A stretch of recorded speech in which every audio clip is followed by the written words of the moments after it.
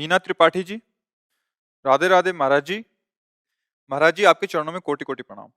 महाराज जी जब से ये मनुष्य शरीर मिला है तब से ईश्वर में सदैव आस्था बनी रही, परंतु इस जीवन में बहुत सारे दुख आए महाराज जी, और पति भी छोड़ के चले गए। दुख दुखालय में रह के दुख। नाली के किनारे रहे दुर्गंध ना आवे, बोले बहुत दुर्गंध। नाली के किनारे रहे तो दुर्गंध आएगी ना। इसका नाम क्या है? दुखालय। बोले बहुत लोग हमारे परिवार के मर गए तो नाम क्या है? मृत्यु लोक नाम है। इसका नाम मृत्यु लोक है। इसका नाम भगवान ने दुखालय रखा है। तो अब आए हो दुख की बाजार में तो दुख ही तो मिलेगा। सुख का भ्रम है, केवल दुख है। सुख का रूप लेकर के दुख आता है। ऐसे गले लगोगी क्या? दुख को गले कोई लगाता है? जब सुख की लेवल में दुख आता है और गले लगाते हैं, जब परिणाम में पता चलता है दुख, तो लगता है यार ये भी दुख था ये भी दुख था, सब दुख था। तो दुख वाली तो बातें ही छोड़ो, कुछ दुख है नहीं है। क्या दुख है?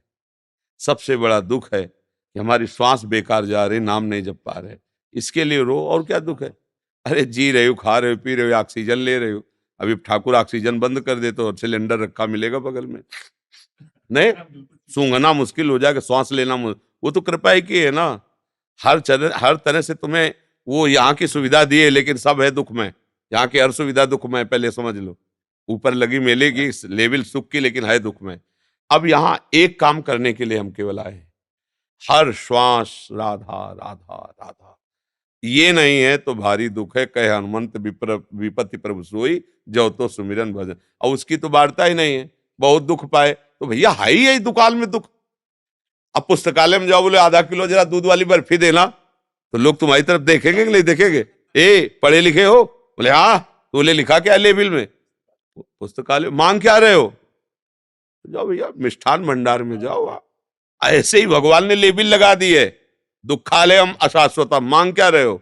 सुख। तो हंसने की बात है, दुखालय में जन्म लिया तुम सुख चाहते हो? हाँ एक उपाय है, जिन्होंने इसको दुखालय बनाया, अगर उनका भजन करोगे तो ये भी सुखमय हो जाएगा। ये भी तुम्हारे लिए सुखमय, दसों दिशाएं सुखमय हो जाएंगी। एकमात्र भगवान का भरोसा करके नाम जप करो। सुमिर पवन सुत पावन, नामू अपने बस कर राखेरा। कर तुम अकर तुम अन्यथा कर तुम, भगवान तुम्हारे साथ बाल बांका भी नहीं होगा। रश्मि जी कनाडा से। पूज्य महाराज जी सादर प्रणाम। महाराज जी मनुष्य जन्म का उद्देश्य भक्ति करके भगवत धाम वापिस जाना है, लेकिन जब करते समय मन बहुत विचलित होता है।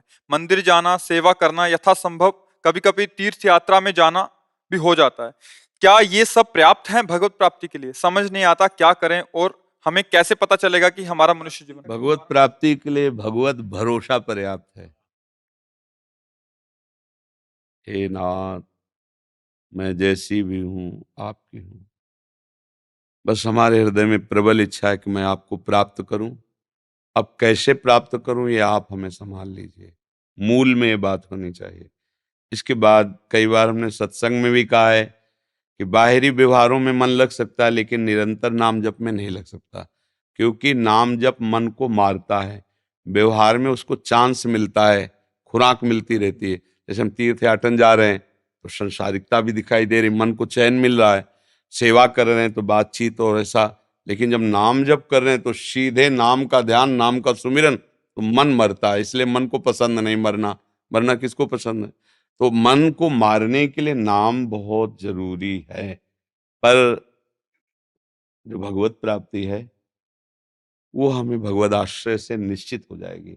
बस आश्रय को हम समझ पाए, मन वचन कर्म से एकमात्र प्रियाजू का, लालजू का आश्रय, और अपने में असमर्थता का अनुभव कि प्रभु मैं हर प्रयास करके देख रहा हूं, मेरी सामर्थ्य नहीं कि मैं आपको प्राप्त कर सकूं। तो क्या होगा? रोना आने लगेगा।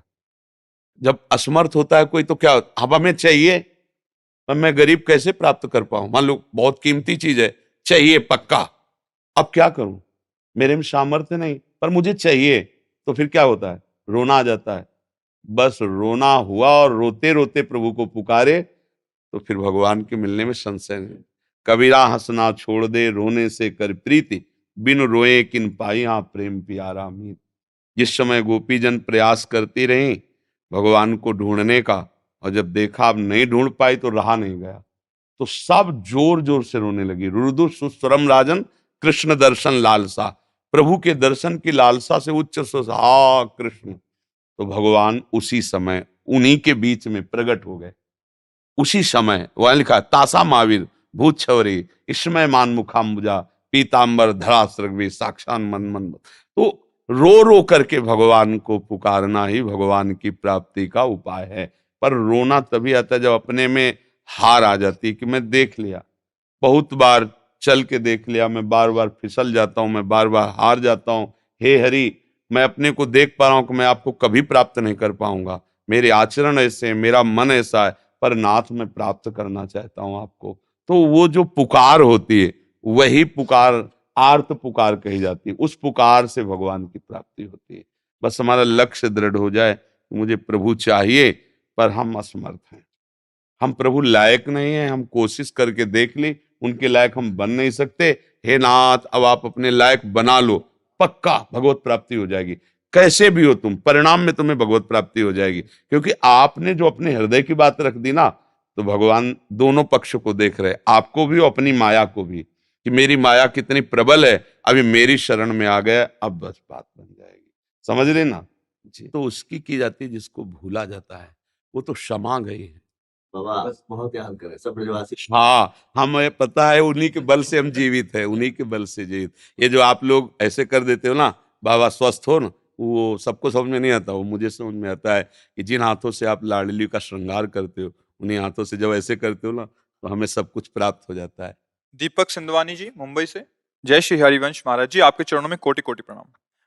महाराज जी, मैंने मेरे सदगुरुदेव भगवान से मंत्र दीक्षा जब प्राप्त की, उस समय साधन भजन में काफी उत्साह रहता था। काफी वर्षों तक उनके सानिध्य में रहकर सेवा साधना का सौभाग्य मिला। कुछ समय पूर्व जब मेरी उन्नति हेतु कुछ डांट फटकार गुरुदेव ने की, तो मैं उसे पचा ना पाया, सत्संग से विमुख हो गया और धीरे धीरे अकेले रहने के कारण निराशा में आ गया। अनजाने में कुछ शास्त्र विरुद्ध आचरण भी हो गए। उन्होंने कई बार संकेत में भी समझाया, बट मैं समझ नहीं पाया। महाराज जी, मेरा मार्ग बात ये होती कि परमार्थ में सबसे ज्यादा नाश करने वाला जो शत्रु है वो अहंकार है। हमारे प्रभु, हमारे गुरुदेव जब देखते हैं कि इसके अहंकार पर कोई फर्क नहीं पड़ रहा, तो अहंकार को कुचलना चाहते हैं। जब वो अहंकार के कुचलने का ऑपरेशन करना चाहते हैं, तभी थिएटर से भाग जाता है मरीज, मरीजे भाग जाता है। क्योंकि अहंकार संसर्ति मूल शूल प्रदनाना सकल सुखदायक अभिमाना।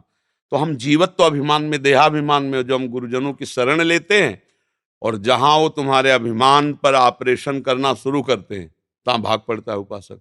अगर भागे ना, वो वहीं रुक जाए, तो जीवन मुक्त बना के छोड़ते हैं महापुरुष। वो अहंकार हम बचाए रखते हैं। हमने तो कोई गलती नहीं की, फिर डांटा क्यों? तो सोचना चाहिए ना, भगवत प्रेमी है महात्मा, फिर डांटे क्यों? मतलब कोई ना कोई तो आंतरिक राज से हम जानने, हमें और डटना चाहिए। वो जब दुत्कारे तो हमें और नजदीक होना चाहिए कि कोई है बात। जब वो बुला रहे हैं, दुलार कर रहे हैं, तब तो लग रहा है कि हमारे गुरुदेव हों। जब वो भगा रहे हैं कि आज के बाद गेट में ना घुसना, तो ठीक है महाराज, हम गेटे में बैठे मिलेंगे, जब आप निकलोगे तब हम मिलेंगे, हमारे पास दूसरा ठौर नहीं, तो काम बन जाए। एक प्रसंग में संदीपनी जी जब अपने गुरुजी के पास रहते थे, तो बहुत से शिष्य थे, उन्होंने प्राण समर्पित करने का भाव दिखाया। संदीपनी जी ने गुरुदेव की श्रीअंग सेवा से धैर्य प्राप्त किया था। एक कहना कि मैं आपका हूं, और एक होना अंदर से, इसमें अंतराय होता है। कहने वाला फेल हो सकता है, होने वाला नहीं। अब उन्होंने अपने को पागल साबित कर दिया, संदीपनी जी के गुरुजी ने। लघुशंका हाथ में लेके ऐसे फेंकना, थूकना, ईंट मारना, ऐसे भागना शुरू हुआ। सब भाग गए। कुछ समय बाद स्वस्थता की लीला की कि अब मैं स्वस्थ हो गया हूं। तब देखा कोई नहीं। संदीपनी जी से पूछा, तुम क्यों नहीं भागे? तो उनका गुरुजी, आपको फिर स्नान कौन कराता, भिक्षा मांग के कौन लाता, आपको पवाता, तो हमने तुम्हारे साथ गलत व्यवहार नहीं किया। बोले प्रभु, गलत व्यवहार तो तब हो जब दूसरा कोई हो। ये तन, ये मन, प्राण आपको समर्पित हैं। आप चाहे इन्हें मारो, चाहे पीटो, चाहे दुलार करो, चाहे गोद में बैठा लो, चाहे हमें आप नाली में बैठने के लिए कह दो, ये तो आपको हमने दे दिया है। बहुत प्रसन्न हुए। बोले बेटा, मैं जिस भजन के बल से जिस भगवान को प्राप्त होऊंगा, वो भगवान तुम्हारा शिष्य बनेगा आके। तो जगत गुरु भगवान कृष्ण नीचे बैठे और संदीपनी जी आसन में बैठे। गुरु प्रताप समझना होता है। समर्थ स्वामी रामदास जी के पास हजारों शिष्य थे, तो जो 2-3 सेवा करने में प्रधान थे, उनसे ईर्ष्या करते थे एक दिन प्रश्न किया कि आपके समीप एक ही है क्यों सेवा में नजदीक रहते हैं, हम लोग भी तो हैं।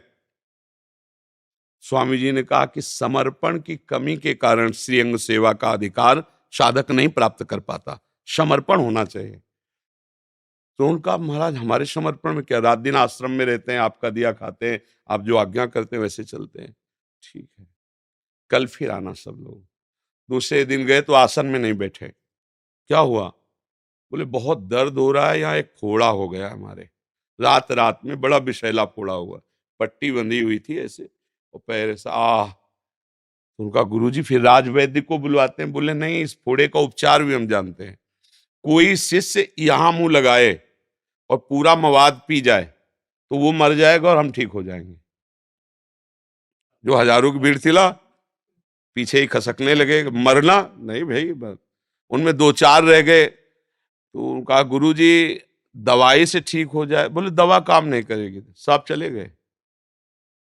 वो जो एक अंग सेवा में थे, उनका गुरुजी बताओ कहाँ कहाँ से हम मुंह लगा के इस मवाद को पी जाए। तो उनका बेटा यहाँ से पी। तो कुछ लोग देखने के लिए खड़े थे कि कैसे पिएगा और मरेगा। जब पिए तो बोले गुरुजी ऐसे रोज एक फोड़ा हो तो हमारे तो आनंद आ जाए। बोले बेटा बिल्कुल ठीक हो गए। तो सब लोगों ने पूछा मरे? बोले मरे कैसे, इतना मीठा अमृत जैसा रस था। और वो लंगड़ा आम जो है गुरुजी फिर सबको बुलवाया और कहा देखा, इसे कहते समर्पण। हमने कहा था पियोगे तो मर जाओगे, तो गुरु की वाणी तो समर्पण होता तो होता कि आपके लिए ही तो मरेंगे ना, हम पहले पीते हैं। कोई नजर नहीं आया जो एक अंग सेवा में था। ऐसे गुरुजनों में हमें कभी दोष दर्शन नहीं करना चाहिए। अगर हम पूर्ण समर्पित भाव हों तो हमें प्रभु के लायक बना देंगे। जो सच्चे संत होते हैं वो अहंकार का पोषण नहीं करते। आप खूब सेवा करो, इसके बाद डांट जहां मिले वहां सच्चाई है, समझ लेना।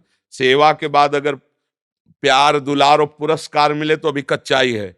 जब सेवा के बाद और कड़ी नजर हो जाए तो समझ लेना बात यहाँ करेक्ट है और हमारी बात बन जाएगी। अगर देने के बाद तुम्हारे ऊपर वो ठकुर सुहाती बातें, चाटुकारिता की बातें होने लगे तो गड़बड़ है। और जब देने के बाद तुम्हारा कोई सम्मान न हो, अपना समस्त, तो समझ लेना ये हमारा देना सीधे लाडली लाल के पास जा रहा है। जब हम लोग चाहते क्या है कि अगर कुछ दे तो थोड़ी सी आबासी सेवा, वो अहंकार का पोषण होगा। तो अब गुरुदेव भगवान कहीं गए थोड़ी है, उनका मंत्र कहीं गया थोड़ी, वो तो सर्वत्र व्याप्त तत्व है। उन्हीं को पुकारो, उन्हीं के द्वारा दिया हुआ नाम मंत्र जपो। गुरुदेव जब तक शिष्य का कल्याण नहीं हो जाता तब तक उसके हृदय में बैठे रहते हैं। ये बात पकड़ लेना। जो ये समझते हैं हमारे गुरु मर गए, हम गुरु जाना ही नहीं, गुरु कौन है? अरे गुरु साक्षात भगवान है, कोई गुरु व्यक्ति थोड़ी गुरु होता है। अच्छा, हम भगवान का भाव जब एक विग्रह में कर सकते हैं तो चैतन्य घन चलते फिरते संत महात्मा में भी कर सकते हैं। तो वो भाव हमारा कल्याण करता है। ये तो पांच भौतिक शरीर है, ये तो कुछ समय के बाद नष्ट हो जाएगा, लेकिन आपका जो भाव है वही आपको प्रभु तक ले जाएगा। गुरु भाव का विषय होता, व्यवहार का विषय नहीं होता। इसीलिए कहा अखंड मंडलाकारम व्याप्तम चराचरम तत्पदम दर्शितम तस्मै श्री गुरुवे नमः। दिनेश जी, हरि वंश। महाराज जी आपके चरणों में कोटि कोटि प्रणाम। महाराज जी, श्रद्धा और विश्वास में क्या अंतर है और श्रद्धा को कैसे बढ़ाया जाए? श्रद्धा जब हमारी बुद्धि में पवित्रता आती है तब कहीं श्रद्धा होती है। शास्त्र में श्रद्धा, गुरु में श्रद्धा, भगवान में श्रद्धा या धर्म में श्रद्धा। श्रद्धा का स्वरूप है कि जो लिखा है, जो बोला गया, उस पर बिना विचार के विश्वास कर लेना। जैसा लिखा है, जैसा बोला गया है, हमें वैसे ही चलना है। तो श्रद्धा का गाढ़ रूप हुआ करके विश्वास, अलग कोई विश्वास चीज नहीं। जैसे कहा गया भवानी शंकरो वंदे श्रद्धा विश्वास रूपिणो। शिवा श्रद्धा है और शिव विश्वास है, तो अर्धांगिनी हुई ना शिवाजू। तो मतलब श्रद्धा का ही अंग विश्वास है, शिव का ही अंग शिवा है। मतलब विश्वास कोई अलग वस्तु नहीं है, श्रद्धा और विश्वास एक ही वस्तु है। पर श्रद्धा का जब गाढ़ रूप होता है तो वो विश्वास में परिणित हो जाता है। जैसे हम श्रद्धा की चलो चलते हैं संत दर्शन के लिए, अब यहां आए और आपका भाव बढ़ा और बात से हृदय शीतल हुआ, तो आपको विश्वास होने लगा कि जो मेरी श्रद्धा थी वो ठीक है। अब ये विश्वास जब गाढ़ रूप होगा तो ये भाव रूप रख लेगा। मेरे प्रभु हैं, मेरे गुरुदेव हैं, मेरे इष्टहीन के रूप में बोल रहे हैं। अब भाव जब आया तो प्रेम हो जाएगा। अब इनके बिना जिया नहीं जाता। तो बिन विश्वास भगत नहीं, ते बिन द्रवहि न राम, राम कृपा बिनु सपने जीव न ला विश्राम। तो विश्वास बिनु जाने न होय प्रतीति, बिनु प्रतीत होय नहीं प्रीति। प्रतीत माने होता विश्वास। श्रद्धा करके हम आए हो, हमारी श्रद्धा पुष्ट हो गई। श्रद्धा नष्ट भी तो हो सकती है कि हम श्रद्धा करके आए थे पर अश्रद्धा भी हो सकती है, लेकिन विश्वास हो गया तो अब श्रद्धा बिगड़ने वाली नहीं है। भाव आ गया तो अब विश्वास अटल हो गया। प्रेम हो गया तो अब भाव ने रूप धारण कर लिया। मेरे इष्ट देव, मेरे गुरुदेव। श्रद्धा बहुत हल्की भी होती है, कपूर की तरह उड़ भी सकती है, एक क्षण में उड़ सकती है। कुसंग मिल जाए तो अभी श्रद्धा की धज्जियां उड़ जाएंगी, लेकिन विश्वास आ गया है तो जल्दी कोई श्रद्धा को मिटा नहीं सकता है।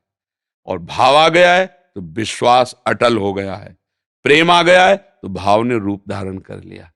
बोले सख्य भाव, दास्य भाव, गोपी भाव रूप धारण कर लिया। अब ये अटल हो गया। आप समझ रहे ना? श्रद्धा यथावत वचनों पर पूरा हमारा भाव है।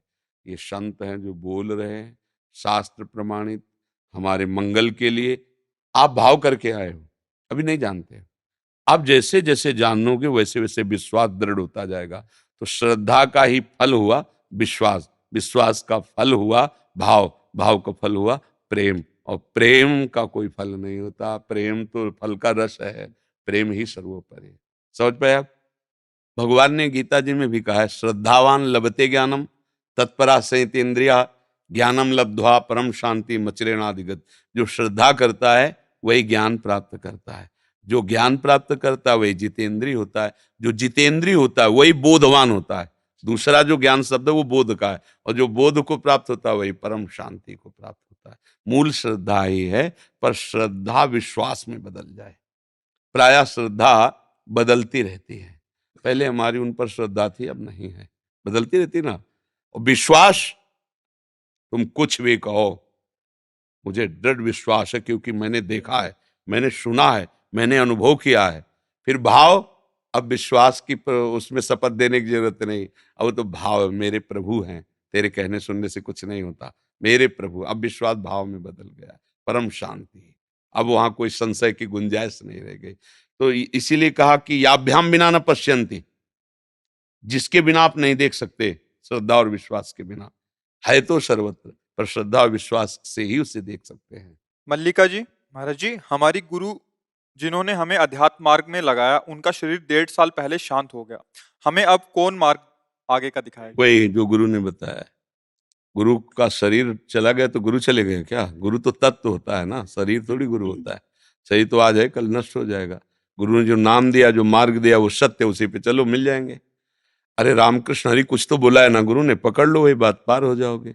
गुरु बदलने से क्या है? मान लो गुरु बदला और हार्ट अटैक हो गया उनका भी, तो फिर कितने बदलोगे? क्योंकि शरीर तो लाश वाले ला। गुरु की निष्ठा पकड़ो। गुरु ने जो मंत्र दिया, उपासना दी, फिर उसमें शब्द नहीं आना चाहिए मेरे गुरु नहीं।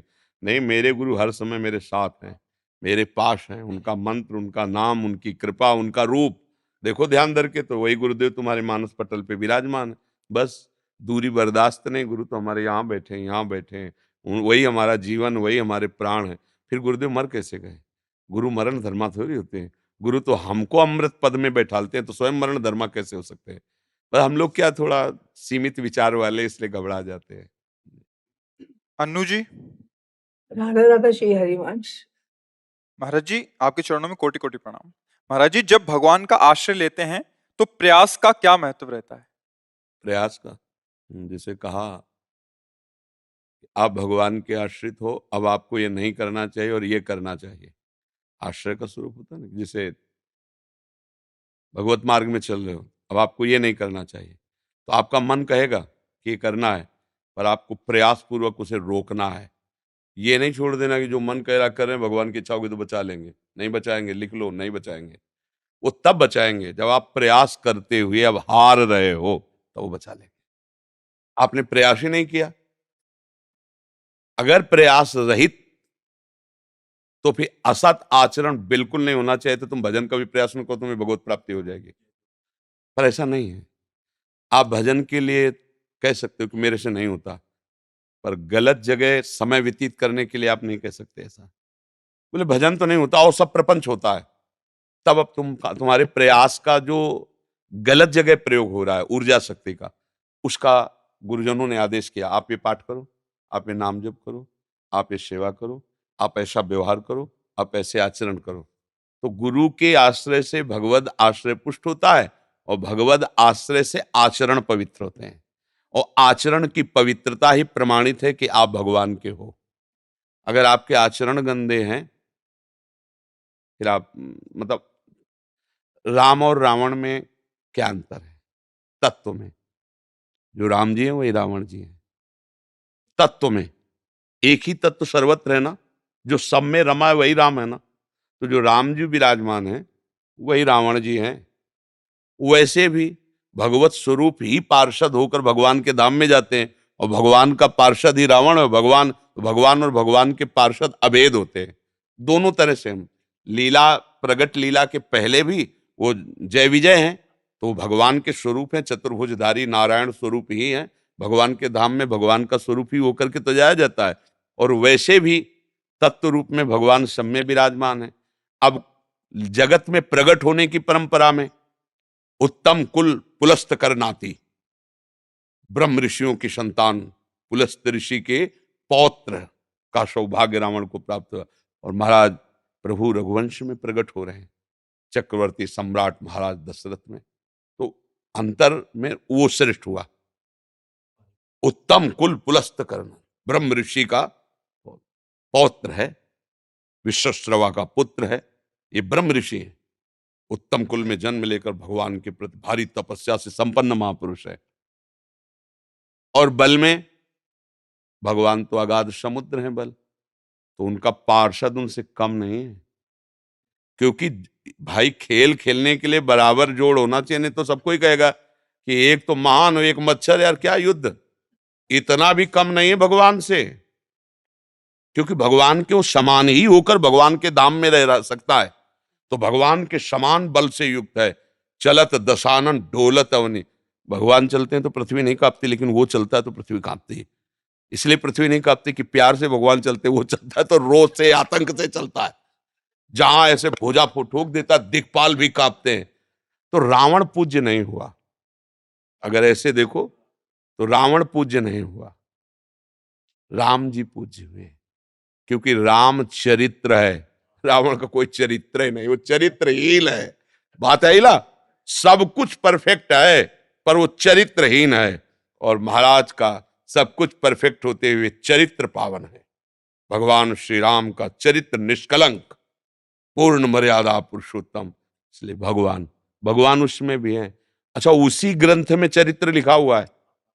राम चरित्र की जब आरती होगी तो राम की भी हो रही है, रावण की भी हो रही है। आयला उसी में तो है ना, रामचरित्र में उसका भी चरित्र है ना। तो हमारे यहां चरित्र ही प्रमाणित करता है कि आप किस कोटि के साधक हैं, किस कोटि के साधन में। क्या प्रश्न था? प्रयास। हाँ, तो प्रयास, आपका प्रयास करना ही है। जब आप इस स्थिति में पहुंच जाएंगे कि आपका अहंकार भगवत समर्पित हो गया, तब दोषों की कोई गुंजाइश ही नहीं रहती। इसलिए अब वो ही अनुभव करता है कि मैं कुछ कर नहीं रहा, प्रभु मेरे से करा रहे हैं। जब प्रभु करा रहे हैं तो असद आचरण नहीं हो सकता, क्योंकि असद आचरण अहंकार से, भोग बुद्धि से होता है।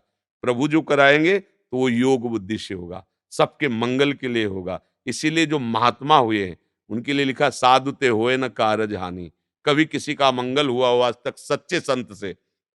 नाटक बात अलग है, सच्चे संत से किसी का मंगल कदापि नहीं हो सकता है।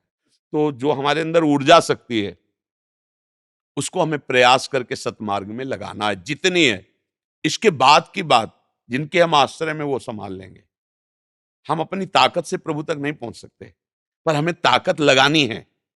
जैसे दलदल में फंसे हैं, हम अपनी ताकत से नहीं निकल सकते, पर हमें ताकत विपरीत नहीं लगानी है, हमें पॉजिटिव लगानी है। निकालने वाला निकाल रहा है तो हम भी निकलने की चेष्टा कर। तो ऊर्जा शक्ति अगर आप पॉजिटिव नहीं लगाओगे तो निगेटिव में जाएगी, नकारात्मक निषेध में जाएगी, तो आपका फिर मार्ग बाधित हो जाएगा।